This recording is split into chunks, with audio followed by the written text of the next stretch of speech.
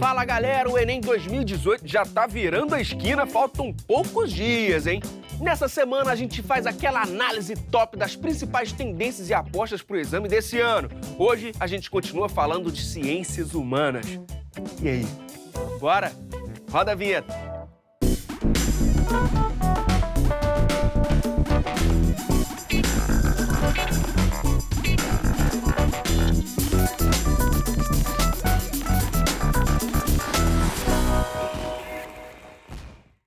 Hora do Enem no ar! Com uma análise dos principais pontos que você precisa saber para a prova. Partiu falar de sociologia e geografia? Começando pela ciência que estuda também as relações sociais. Professor Ramon Chaves, por gentileza. E aí, mestre? Tudo bem? Tudo bem? Certo. Seja bem-vindo mais uma vez. Obrigado. Professor, qual é a principal tendência dos últimos anos na prova de sociologia? Olha, Landi, eu acho que a principal tendência é uma transformação de questões que até então eram questões mais interpretativas em questões mais conteudistas. É claro que a gente precisa pensar o seguinte, essas categorias elas não são estanques, não há exatamente um dualismo, só questões interpretativas ou só questões conteudistas. Elas se confluem, né? Elas se confundem também. Mas a gente vê uma dimensão maior de conteúdos que antes não apareciam, né? E são conteúdos que não necessariamente são ensinados apenas na sala de aula, mas exigem dos estudantes repertórios que aparecem nos jornais, que aparecem em filmes, né? Que aparecem inclusive em determinados espaços sociais. Então essa é uma grande diferença que a gente vem vendo e que provavelmente vai se manter nessa prova de 2018. E em 2017, professor, foi assim? Foi assim. Em 2017, ela já anunciava pra gente também um incremento em questões da ciência política. A gente ensina sociologia em sala de aula, mas a sociologia ela faz parte de um grupo maior de ciências, né? As ciências sociais. A antropologia, a sociologia e a ciência política. Então, a prova do Enem, ela se caracterizava com questões que ficavam mais ou menos ali entre a antropologia e a sociologia. E agora vem aparecendo com mais frequência também questões de ciência política, que discutem democracia, que discutem o poder judiciário, enfim, questões mais com esse perfil. E como os participantes devem encarar essas questões lá na hora? Os participantes eles precisam ler as questões, ler bastante, com bastante cuidado, o texto base, observar a fonte do texto, porque isso já diz muito pra gente, diz muito do autor, diz muito do momento histórico, né, do momento político em que aquele texto foi produzido, e observar também o comando, né, porque é isso que, e aí depende, tanto numa questão conteudista, talvez até mais numa questão interpretativa, o comando é decisivo para a resposta da questão. E tem em mente que em algumas questões não existe exatamente uma resposta errada, né? Se existem respostas mais certas, digamos assim, né? Uma que você tem uma resposta certa, mas que ela não cabe tão bem considerando o comando e o texto base. E vale uma atenção especial em algum autor, professor? Olha, eu acho assim... Ou alguns, né? Tem vários, né? Os autores clássicos da sociologia, Marx, Weber, Durkheim, aparecem com frequência. Cai também, com alguma regularidade, o Tocqueville, que é um autor da ciência política, né? Na verdade, é um autor que está discutindo a democracia nos Estados Unidos e depois a comparação com a realidade francesa, que é um clássico e que ele aparece também com frequência na prova do Enem. Agora, em relação a outros temas, eu diria os temas de sempre. Mundo do trabalho, cultura. No mundo do trabalho, eu acho que provavelmente vai cair uma questão sobre uberização do trabalho, que tem a ver com a introdução de tecnologias, informalidade. E aí, aposta em algum tema nesse ano? Aposto. Considerando as tendências, né, dos últimos anos e também o momento político e social que o Brasil está vivendo, eu acho que a gente vai aparecer na prova uma questão que tematize o conflito político. Eu acho que, não por acaso, esse conflito político vai ser tematizado pela questão da judicialização da política, ou também o que as outras pessoas vêm chamando recentemente de ativismo judicial, que são coisas diferentes, mas que estão relacionadas também, né? Então eu aposto numa questão desse tipo, que aborde o momento político do Brasil a partir do papel que o Poder Judiciário vem cumprindo na gestão e, em alguns casos, no agravamento também dessa crise política. Perfeito. Bom, você trouxe uma questão como exemplo, não trouxe? Pois é, uma questão com esse perfil. Bora dar uma olhadinha? Vamos lá. Coloca aí.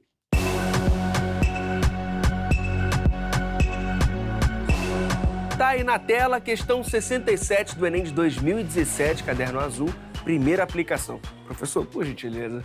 Então, antes só da gente ler o enunciado, aqui observando a fonte, tá? Da Revista de Sociologia e Política, o Hernani Carvalho é um autor que vem estudando esse tema há alguns anos. O texto é de 2004. Então, inclusive, se os estudantes, os candidatos quiserem procurar os textos na internet, quando estiverem fazendo as revisões das questões, eu acho interessante porque conseguem entender um pouco em que debate o tema da questão está inserido. Mas vamos lá, texto base, né? A grande maioria dos países ocidentais democráticos adotou o Tribunal Constitucional como mecanismo de controle dos demais poderes. A inclusão dos tribunais no cenário político implicou alterações no cálculo para a implementação de políticas públicas. O governo, além de negociar seu plano político com o parlamento, teve que se preocupar em não infringir a Constituição. Essa nova arquitetura institucional propiciou o desenvolvimento de um ambiente político que viabilizou a participação do judiciário nos processos decisórios. Bom, agora vamos ao comando. O texto faz referência a uma importante mudança na dinâmica de funcionamento dos estados contemporâneos, que, no caso brasileiro, teve como consequência, e aí a gente tem as alternativas. Por onde a gente começa num texto como esse, numa questão como essa, professor? Então, nós temos aqui um diagnóstico, né, que ele se reforça, ele é focalizado no comando, pensando que se trata de uma mudança que não é exclusiva da realidade brasileira, é uma mudança que diz respeito aos estados democráticos contemporâneos, né, e que exige do candidato justamente entender qual é a consequência. O que essa mudança produziu como resultado? A adoção de eleições para a alta magistratura, diminuição das tensões entre os entes federativos, suspensão do princípio geral dos freios e contrapesos, judicialização de questões próprias da esfera legislativa e profissionalização do quadro de funcionários da Justiça. Como a gente havia anunciado, né, a resposta da questão é a judicialização de questões próprias da esfera legislativa. E eu acho que só para dar um embasamento para os candidatos, acho que é importante frisar o seguinte: como é que se estrutura o Estado brasileiro? O Estado brasileiro se estrutura a partir do modelo de divisão dos três poderes, que é um modelo moderno, digamos assim, de funcionamento do Estado. Tem o poder executivo, que executa as leis e que é responsável pelas políticas públicas. Você tem o poder legislativo, que o legislador produz as leis, né? Leis que muitas vezes são leis abstratas, e que o poder judiciário arbitra os conflitos e também aplica, em algumas circunstâncias, através de julgamentos, o teor daquela lei. Então, esses três poderes, eles são poderes independentes, mas eles também precisam conviver em harmonia. E como é que essa teoria dos três poderes, ela se verifica na prática? Ela se verifica na prática através do princípio dos freios e contrapesos. Que é isso? Existem prerrogativas constitucionais que cada poder pode ter um grau de interferência no outro, né? O poder judiciário tem um grau de interferência no executivo e no legislativo. No legislativo, principalmente, através do controle de constitucionalidade, que é o seguinte: nós temos uma Constituição, que é a lei máxima do país, a lei soberana, né? E que os princípios da Constituição não podem ser negados por outras leis. Então, o poder judiciário, que é um poder inerte, que é um poder que ele não toma iniciativa, se ele for provocado por um agente externo, ele julga o mérito daquela questão, se se trata de fato de uma lei constitucional ou não. Então isso é uma forma de interferir também, mas uma forma prevista constitucionalmente no processo legislativo. E a resposta ela já diz um pouco mais até do que o próprio enunciado da questão. Esse processo de judicialização é um processo histórico e que vem sendo... Ele começou a ser tematizado, né, com essa expressão a partir de meados dos anos 90. Bom, o que a gente vive hoje, e aí só para explicar um pouco para os alunos a diferença entre judicialização da política e ativismo judicial, é que a gente vê uma tendência grande de o próprio judiciário, não exatamente em termos quantitativos, por exemplo, pensando um tribunal constitucional, que no nosso caso é o Supremo Tribunal Federal, né? Ele vem interferindo em questões que são questões políticas, como, por exemplo, o financiamento de campanha eleitoral. São decisões que, ao interpretar a Constituição, expandem também o seu sentido, né? Então, isso é uma espécie de judicialização da política? Sim, mas em alguns casos isso pode se transformar também no ativismo judicial, né? Isso ainda não é uma questão tão consolidada, não é uma área de estudo tão consolidada, É claro que você tem muita produção, mas não tem exatamente um consenso quanto a isso, porque a realidade está mudando muito. E essa falta de consenso, digamos assim, ela se expressa na ausência desse tema nos livros didáticos e nos conteúdos programáticos do ensino de sociologia. Mas, como a própria realidade vem influenciando o ensino da sala de aula, vem influenciando também a prova do Enem. E isso, esses dois movimentos fazem com que os professores de sociologia tenham que discutir também essa questão em sala de aula. Bacana. E caso eles não tragam para a sala de aula, é importante o aluno saber da existência desse assunto e procurar saber, né? Exatamente. Eu acho que é sempre importante procurar em jornais, né? Tem os acervos dos jornais em que você pode jogar o tema e você consegue ver como é que ele está sendo discutido. É claro, precisa considerar também que são muitas vezes opiniões, né? Sim. Não existem verdades. É importante procurar espaços, né, de produção de conteúdo que tenham alguma legitimidade social, porque se não existe verdade, existem mentiras absolutas. Muitas, né? Então, reforçando o gabarito, professor? Opção D. Beleza. Não, chega mais, professor, aqui na frente.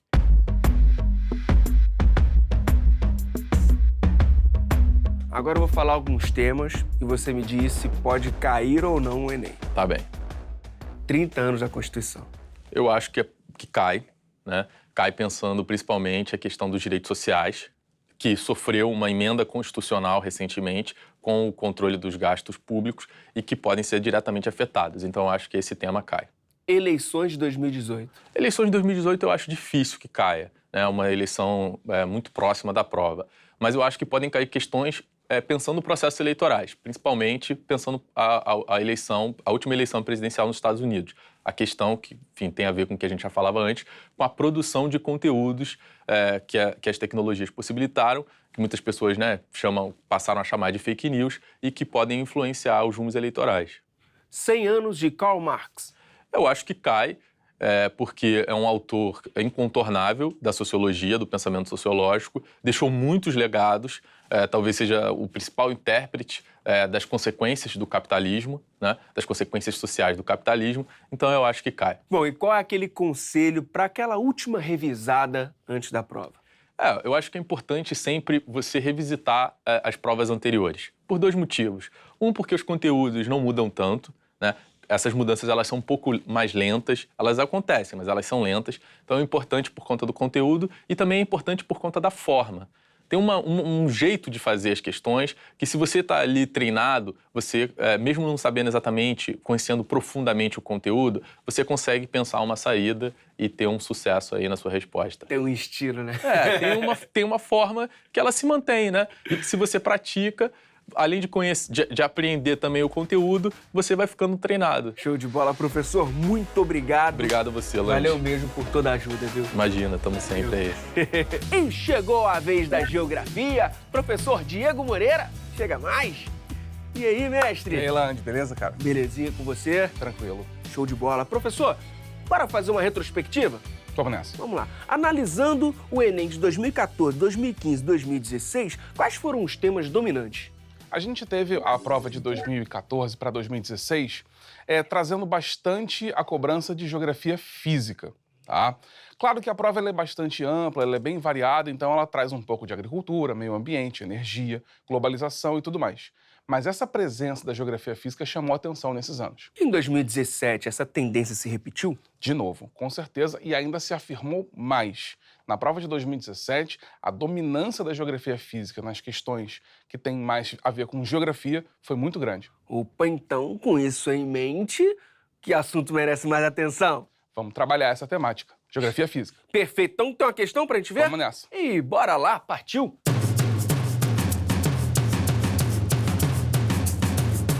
É a questão 30 do Enem de 2017, como você falou, caderno azul, primeira aplicação. Por favor, professor. É isso. Dentro desse campo da geografia física, um dos temas que tem apresentado enorme recorrência é a discussão sobre solos. Desde a formação dos solos, a questão do intemperismo, da erosão, toda a dinâmica dos solos e também os problemas ambientais que ocorrem sobre eles. Essa é uma questão que vai nessa linha. Ela diz assim: os movimentos de massa constituem-se no deslocamento de material, solo e rocha, vertente abaixo, pela influência da gravidade. As condições que favorecem os movimentos de massa dependem principalmente da estrutura geológica, da declividade da vertente, do regime de chuvas, da perda de vegetação e da atividade antrópica. Antrópica aí, no caso, é a ação humana sobre essa vertente. Pois é, né, professor? Eu achei esse texto até complicado de entender, não achou, não? Assim, ele vai trazer para a gente, Landi, fatores que influenciam nesses movimentos de massa. A gente fala em movimentos de massa e está falando de um termo técnico para desmoronamentos, tá? Para deslizamentos de terra. Isso pode acontecer em regiões sem ocupação humana, pode acontecer em regiões com ocupação agrícola ou ainda com uma ocupação urbana muito forte. Tá? Então, movimentos de massa são os deslizamentos de terra. E aí, o texto vai falando de fatores para que isso possa acontecer. Beleza. O comando diz assim: em relação ao processo descrito, sua ocorrência é minimizada em locais onde há, enfim, o quê? Né? Repara que ele fala em minimizada. Qual é a condição presente nas opções que, de fato, diminui a ocorrência de movimentos de massa? Né?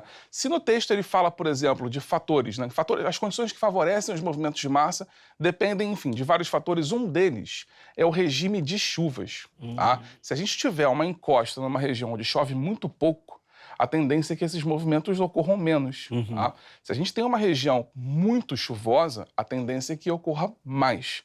Agora, a gente está vendo nas opções exposição do solo, drenagem eficiente, rocha matriz resistente, agricultura mecanizada e média pluviométrica elevada. Tá? A gente quer o processo que minimiza o efeito, ou seja, onde faz com que tenha menos movimentos de massa. Nesse caso, a opção correta é a opção drenagem eficiente. O que é drenagem? O termo que está sendo usado também de forma técnica, né? Todo o terreno, quando recebe água da chuva, essa água vai sendo drenada. A bacia hidrográfica, por exemplo, que é a área drenada por um conjunto de rios, por uma rede hidrográfica, ela sofre esse efeito de drenagem. Chove sobre o terreno, a água escoa, vai para dentro do rio e segue em direção a uma foz. Ou ela infiltra no solo.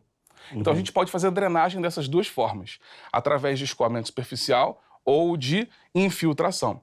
Quando a gente tem uma região onde a drenagem dessas águas é muito bem feita, significa que a gente vai ter uma ação erosiva da água sobre o solo menos eficiente, menos forte. E isso acaba protegendo mais o solo. Tá? Se a gente tiver uma região de drenagem pouco eficiente, o nível de escoamento, né, a força erosiva dessas águas sobre o solo acaba sendo muito grande.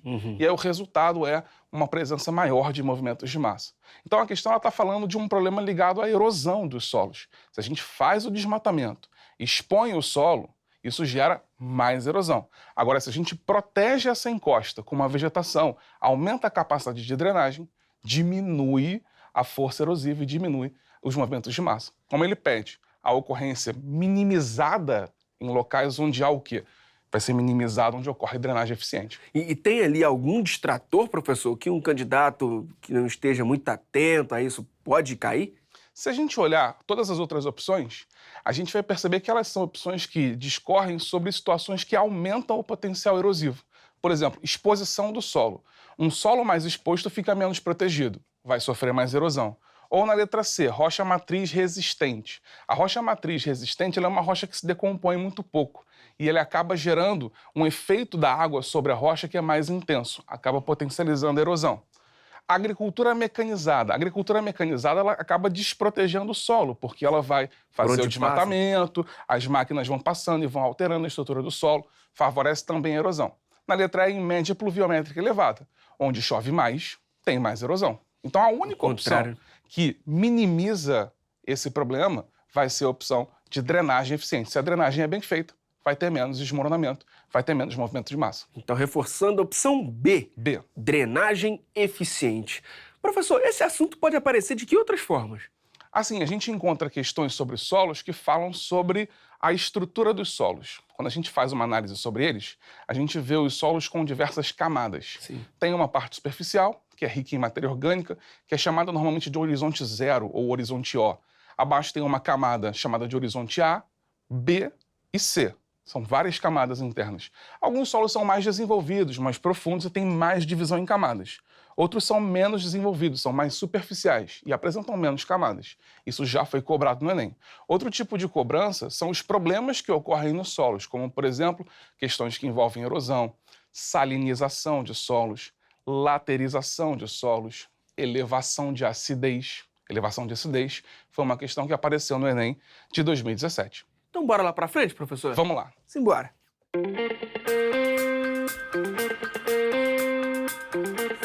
E aí, vamos fazer um bate-bola no jogo aqui? Eu pergunto, você diz se tem chance de cair ou não? Sim, vamos nessa. Pode ser? Guerra na Síria. Existe uma possibilidade, porque esse conflito vem se estendendo há muitos anos, desde 2011. Então, a gente pode cobrar isso com certeza. Crise dos refugiados. Esse é um tema que pode cair todos os anos, tá? Por quê?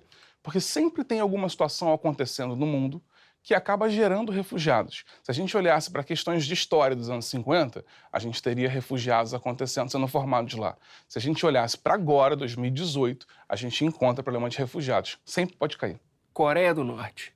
Coreia do Norte é um tema que pode aparecer por conta das tensões que a gente observou nos últimos anos. No momento, em 2018, a gente começa a observar movimentos que apresentam uma certa diminuição das tensões entre as Coreias. Então, acredito que essa temática não deve aparecer na prova por estar se transformando muito na atualidade, né? Talvez a questão correria o risco de ficar velha. Bom, de qualquer maneira, vale a pena ficar atento a assuntos desse ano? Sim, sim. Acho que vale a pena a gente olhar até assuntos do início do ano. A prova tem um tempo de elaboração, Sim. então assuntos muito recentes, do meio de 2018, do segundo semestre, já tem muito menos probabilidade de aparecer na prova. Perfeito. E como a geografia no Enem dialoga com as outras áreas das ciências humanas? É interessante a gente falar disso, Landy, porque a prova sempre foi muito interdisciplinar. Sim. Só que a gente tem observado uma transformação no perfil da prova, onde isso tem diminuído um pouco. Por exemplo, a elevação da quantidade de questões de geografia física acaba promovendo uma redução da interdisciplinaridade, porque é um assunto em que a gente da geografia fica meio sozinho. Quando se fala de globalização, dá para a gente associar, por exemplo, com sociologia, dá para associar com história, né? A gente observa a geografia dialogando muito com essas outras áreas, mas é notável uma redução significativa do grau de interdisciplinaridade das questões.